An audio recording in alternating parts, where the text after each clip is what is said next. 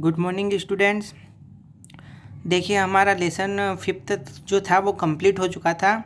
अब हम आते हैं लेसन नंबर 6 पर, ठीक है, जिसका नाम है पर्सनल हाइजीन, जिसका मतलब होता है कि व्यक्तिगत स्वच्छता। ठीक है, स्वच्छता के बारे में इस लेसन को अपने को बताया गया है, तो अपन इस स्वच्छता के बारे में इस लेसन में पढ़ेंगे। ठीक, तो फर्स्ट टॉपिक है हमारा food is essential for the body to work and play. ठीक है, इसका मतलब होता है कि शरीर को काम करने के लिए तथा खेलने के लिए भोजन की आवश्यकता होती है। But it is important to eat the right kind of food to stay healthy and strong. लेकिन क्या होता है कि स्वस्थ और मजबूत रहने के लिए सही तरह का भोजन ही करना हमारे लिए आवश्यक होता है। Right kind of food protects us from disease. ठीक है, सही तरह का भोजन जो होता है वो हमें कई प्रकार की बीमारियों से बचाता है। It is also important to maintain a good personal hygiene to stay healthy. तो स्वस्थ रहने के लिए एक अच्छी व्यक्तिगत स्वच्छता बनाए रखना भी हमारे लिए महत्वपूर्ण है। ठीक है, यानी कि हम स्वस्थ रहेंगे तो कैसे रहेंगे, क्योंकि हमें पहले चारों ओर स्वच्छता बनाए रखनी होगी। तो सबसे पहले देखिए हाइजीन का टॉपिक आता है, ठीक है, यानी कि स्वच्छता।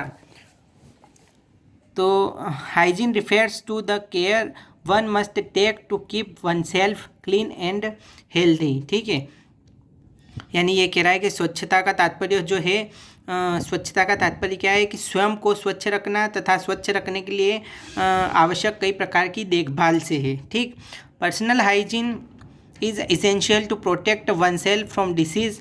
यानी कि ये कह रहा है कि स्वयं को बीमारियों से बचाने के लिए जो है व्यक्तिगत स्वच्छता आवश्यक है। Here are some ways that you must follow to stay strong and healthy. ठीक है, अब यहाँ पे कुछ पॉइंट दिए गए हैं जो आपको मजबूत तथा स्वस्थ रहने के लिए अपनाने चाहिए। तो फर्स्ट है टेक बाथ एवरी डे, यानी कि प्रतिदिन स्नान करना चाहिए। वी नीड, सेकेंड है we need and clean clothes, या wear neat and clean cloth, यानी कि हमें साफ़ सुथरे कपड़े पहनना चाहिए। Wash your hands before and after every meal, यानी कि भोजन के बाद तथा भोजन के पहले हमें हाथ धोना चाहिए। Keep your nails trimmed and clean, हमें अपने नाखूनों को अच्छी तरह से काटना चाहिए तथा साफ़ रखना चाहिए। ड्रिंक क्लीन वाटर, हमें साफ़ पानी पीना चाहिए।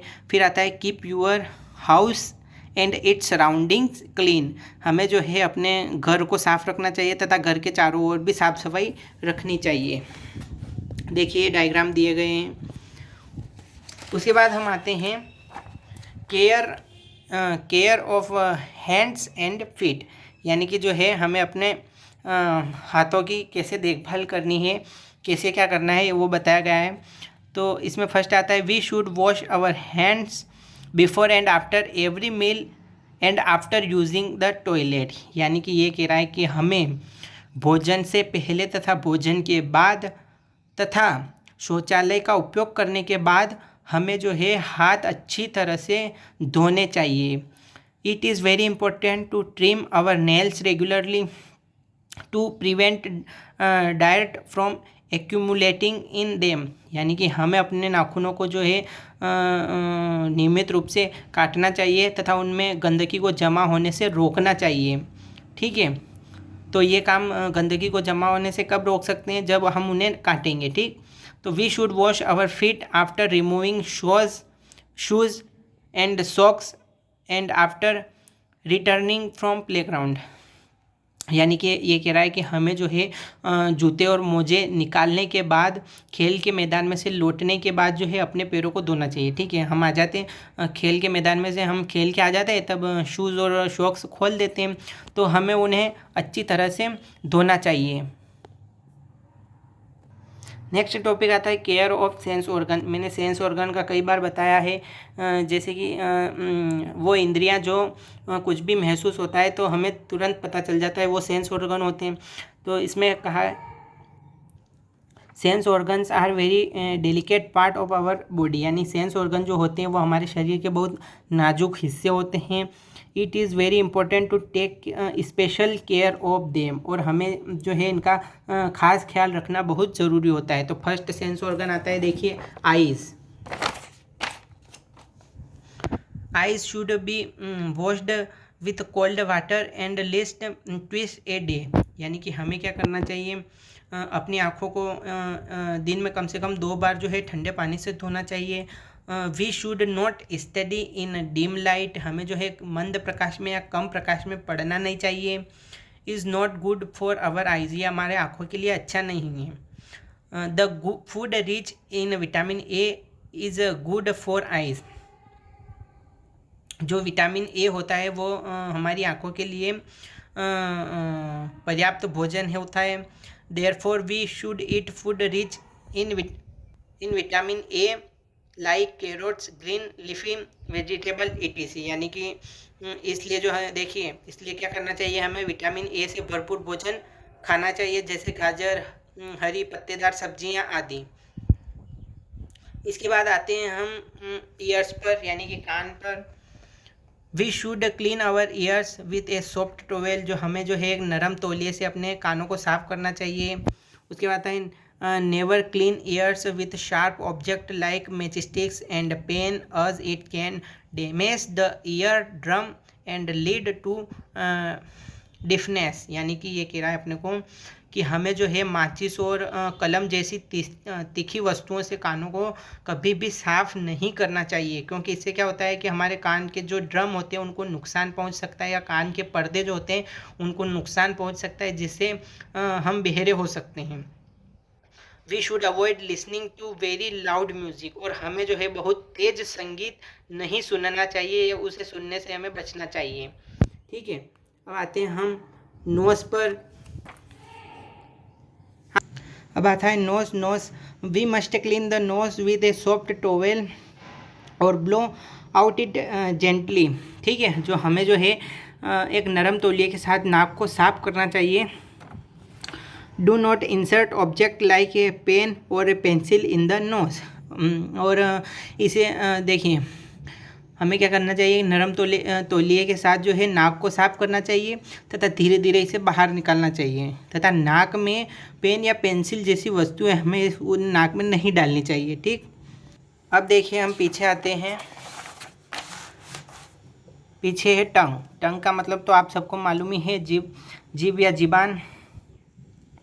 We must clean the tongue with a tongue cleaner every day. ठीक है, हमें हर दिन जो है या हमें प्रत्येक दिन जीभ को जो जीभ से साफ करना चाहिए, या जो टंग क्लीनर होता है, जो जीभ को साफ करने वाला होता है, उससे हमें टंग को क्लीन करना चाहिए।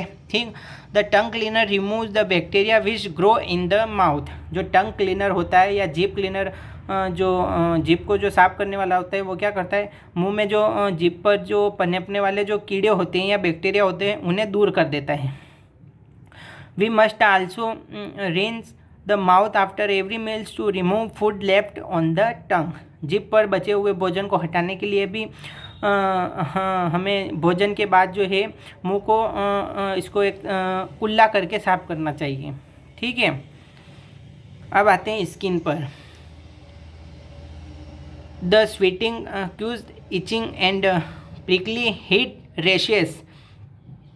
इसका मतलब होता है कि देखिए पसीना, खुजली और कांटेदार गर्मी की इसमें जो है चकत्ते का कारण बनता है। यानी स्किन जो होती है उस पर क्या हो जाता है कि पसीना होता है, खुजली होती है, और गर्मी के कारण छोटे छोटी फुंसियाँ हो जाती है, जिसको चकत्ते बोलते हैं। ठीक है, it is important to take a bath daily. इसके लिए हमें आवश्यक है या महत्वपूर्ण है कि हमें रोज़ नहाना चाहिए। या फिर ये कह रहा है कि it is important to take a bath daily to keep the bad body odour and dirty away. यानी ये कह रहा है कि शरीर की बदबू और गंदगी को दूर रखने के लिए हमें रोज़ नहाना ज़रूरी है। We must use a clean towel to dry the body. ठीक है, और शरीर को सुखाने के लिए हमें एक साफ तौलिए का उपयोग करना चाहिए। We should never use someone else towel, यानी कि हमें कभी भी किसी और का तौलिया इस्तेमाल नहीं करना चाहिए। ठीक है, तो देखिए इसी के साथ जो है आज अपनों ने जो लेसन नंबर कौन सा था अपना, लेसन नंबर 6 पर्सनल हाइजीन, ये रीड कर लिया है। तो कल से इसकी हम एक्टिविटी स्टार्ट करेंगे। ठीक है, थैंक यू।